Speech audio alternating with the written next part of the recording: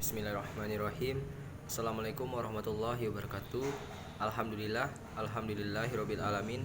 Wassalatu wassalamu ala asrofil anbiya'i wal mursalin wa ala alihi wa ashabihi rasulillahi ajmain.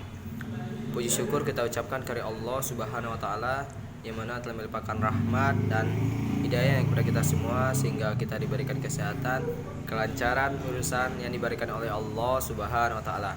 Amin amin ya rabbal alamin. Baiklah, pada pertemuan kali ini izinkanlah saya menyampaikan materi tentang kepemimpinan pendidikan, yaitu menyangkut tentang pengertian, fungsi dan gaya kepemimpinan pendidikan. Yaitu kita langsung saja, yaitu untuk materi yang pertama yaitu tentang pengertian kepemimpinan. Di dalam suatu organisasi, sosok seorang pemimpin sangat berperan dalam berpengaruh kinerja, kualitas dan terutama tingkat prestasi suatu organisasi tersebut. Sebagaimana dikemukakan oleh Handoko 2003 yang dikutip oleh Insinyur Agustinus Herimino, Sarjana SP MPD dalam bukunya Kepemimpinan Pendidikan di Era Globalisasi, bahwa pemimpin juga memainkan perasaan kritis dalam membantu kelompok organisasi atau masyarakat untuk mencapai tujuan mereka. Dari sini dapat kita pahami bahwa keberhasilan suatu organisasi itu banyak dipengaruhi oleh kinerja para pemimpin. Kepemimpinan adalah sikap dan perilaku untuk mempengaruhi para bawahan agar mereka mampu bekerja sama sehingga dapat bekerja secara efisien dan efektif untuk mencapai angka produktivitas kerja sesuai dengan yang telah ditetapkan. Secara singkat, dapat dikatakan bahwa kepemimpinan adalah sifat yang harus dimiliki oleh perencana, pengorganisasi, pengarah, pemotivasi, dan pengendali untuk mempengaruhi orang-orang dan mekanisme kerja guna mencapai tujuan yang telah ditetapkan. Pemimpin pada hakikatnya adalah seorang yang mempunyai kemampuan untuk mempengaruhi perilaku orang lain di dalam kerjanya dengan menggunakan kekuasaan dalam kegiatan, bahwa pemimpin memiliki kekuasaan untuk mengarahkan dan mempengaruhi bawahannya sehubungan dengan tugas-tugas yang harus dilaksanakan. Dengan demikian, kepemimpinan mencakup distribusi kekuasaan yang tidak sama di antara pemimpin untuk anggotanya. Pemimpin mempunyai wewenang untuk mengarahkan anggota dan juga dapat memberikan pengaruh. Dengan kata lain, para pemimpin tidak hanya dapat memerintah bawahannya hanya yang harus dibakukan, tetapi juga dapat mempengaruhi bagaimana bawahan melaksanakan perintahnya, sehingga terjalin suatu hubungan sosial yang saling berinteraksi antara pemimpin dengan bawahan yang akhirnya terjadi suatu hubungan timbal balik. Dan untuk materi selanjutnya yaitu fungsi kepemimpinan. Pada umumnya, fungsi kepemimpinan adalah menguasakan agar kelompok yang dipimpinnya dapat mewujudkan tujuan dengan baik melalui kerjasama yang produktif dalam segala situasi. Fungsi-fungsi kepemimpinan menurut Sondang SP Siagian 1999, yang pertama yaitu pimpinan sebagai penentu arah. Setiap organisasi dibentuk sebagai wahana untuk mencapai tujuan tertentu. Arah yang hendak ditempuh oleh organisasi menuju tujuan harus sedemikian rupa sehingga mengoptimalkan pemanfaatan dari segala sarana dan prasarana yang tersedia. Perumus dan penentu strategi dan taktik tersebut adalah pimpinan dalam organisasi tersebut. Yang kedua yaitu pimpinan sebagai wakil dan juru bicara organisasi. Kebijakan dan kegiatan organisasi perlu dijelaskan kepada pihak luar agar pihak tersebut mempunyai pengetahuan tepat tentang kehidupan organisasi yang bersangkutan. Dan yang paling bertanggung jawab sebagai wakil dan juru bicara organisasi dalam sehubungan berbagai pihak tersebut adalah pimpinan organisasi.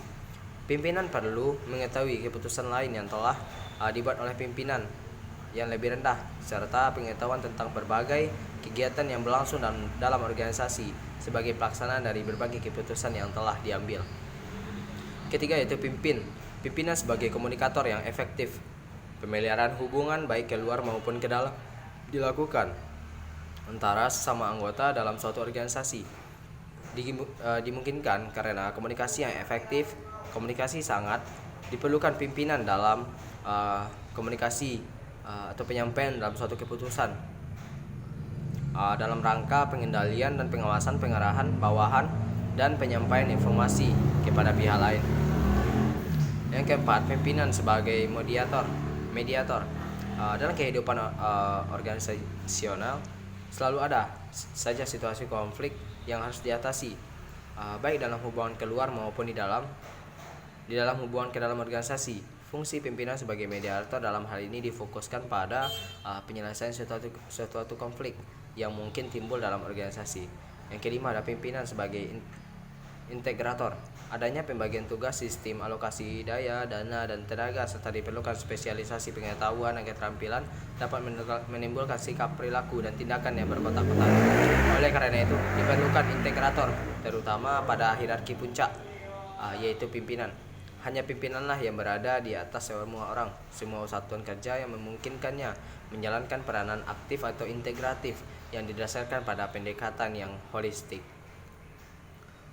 Berdasarkan pembahasan di atas, dapat kita simpulkan bahwa keefektifan kepemimpinan dapat disoroti dari segi penyelenggaraan fungsi-fungsi kepemimpinan yang bersifat hakiki, yaitu sebagai penentu arah yang hendak ditempuh melalui proses pengambilan keputusan sebagai wakil dan juru bicara organisasi dalam usaha pemeliharaan hubungan dengan pihak-pihak yang berkepentingan di luar organisasi, sebagai komunikator yang efektif, sebagai mediator yang rasional, objektif, dan netral, serta sebagai integrator.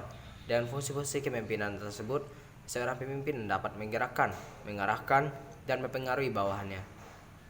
Untuk materi yang selanjutnya yaitu yang C, tentang gaya kepemimpinan kepala sekolah. Terdapat beberapa gaya kepemimpinan pada sosok pemimpin, antara lain: yang pertama, gaya kepemimpinan otokratis. Gaya kepemimpinan otokratis merupakan gaya yang terpusat pada diri pemimpin atau direktif, yaitu sosok pemimpin yang harus atau hanya menentukan sendiri keputusan dan perannya sebagai pemimpin tanpa peran anak buah dalam merancang semuanya. Yang kedua, ada gaya kepemimpinan demokratis.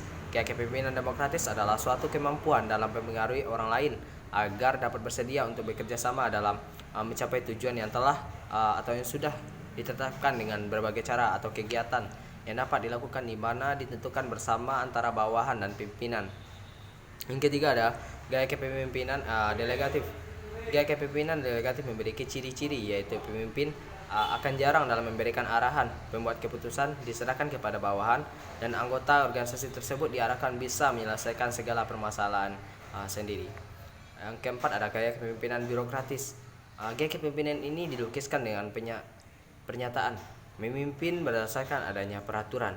Perilaku memimpin yang ditandai dengan adanya keketatan pelaksanaan suatu prosedur yang telah berlaku untuk memimpin dan anak buahnya.